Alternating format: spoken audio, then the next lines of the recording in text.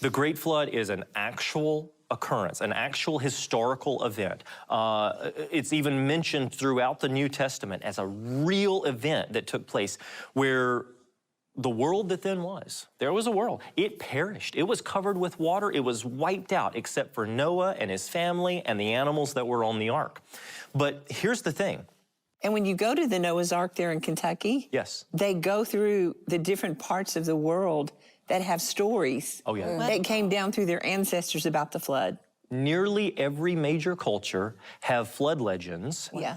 But those flood legends are never as specific as what we have in our Bibles. Now, let me explain what I mean by that, because if you were to read Genesis chapter 6, it tells you the age of Noah, when he started building the ark, the age of Noah, when they entered the ship, the dimensions of the ship, how they treated the ship to waterproof it. It mentions the day the rain started, the day the rain stopped. It mentions so much historical detail. Now, what do you get when you get, you know, Little Red Riding Hood walking through the forest, right? You don't get, well, Little Red Riding Hood was this age, and it was on this date that she walked through the... No, that's a fairy tale, but the Bible is written as this history book waiting for us to explore, and we so often read right past it. Yeah, guilty. I've read past those measurements many times.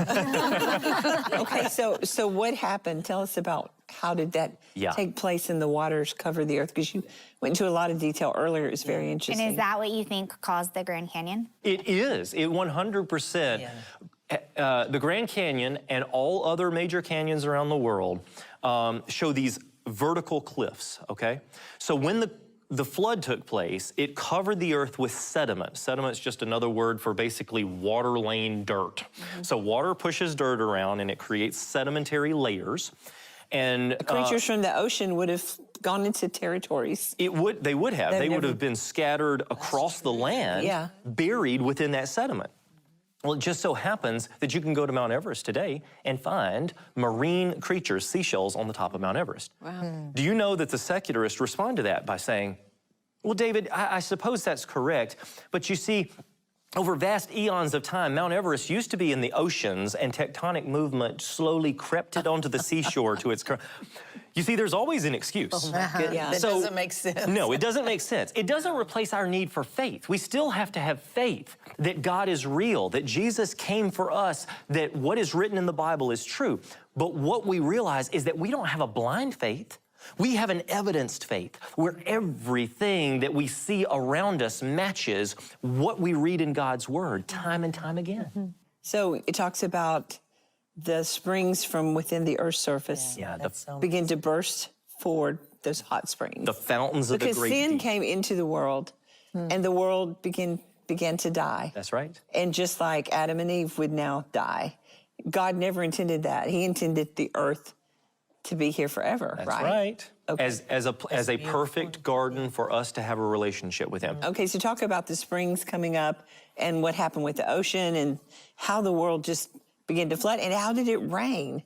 Yeah. So, and I talk about some of the actions that the flood would have caused in my book. But basically, if I were to break it down really simply, the fountains of the great deep break open. So all of a sudden, you've got these tremendous tectonic movements that are taking place. You've got volcanoes all around the world exploding all at one time because the earth's shaking, right?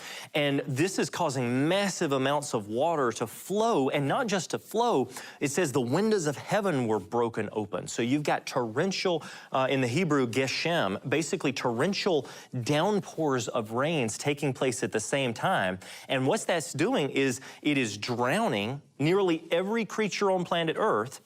And when we look at dinosaurs in the fossil record, we find that when you find them articulated, that's a fancy word for all put together, they're nearly always in what we call the death pose, with their necks arched backward, taking their last gasp of air as they're drowning. Wow. Why were they some of the first creatures to die? That's a great question, I Joni. was going to ask, why didn't God preserve them? Okay, so God preserved smaller lizards, but not the big things, because the earth, He knew after the flood, was not going to be able to sustain those massive of a creature. And the oxygen...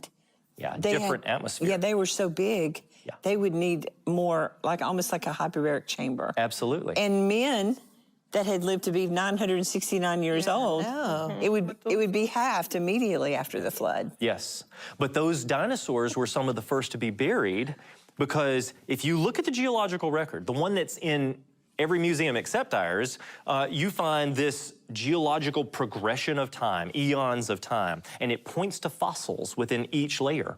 Well, guess what? You can really find those fossils in those layers in many cases. But the layers of fossils that you look at, the bottom layer is all marine creatures. It's like seashells and trilobites and crinoids and those things that I was picking up when I was 8 years old, right?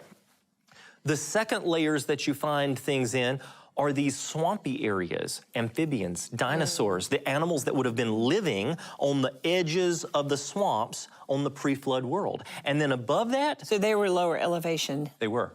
They probably did. Every time we find dinosaurs, they're usually with swamp-type plants mixed in together along with marine creatures, right? So there's marine creatures throughout because the whole world was flooded.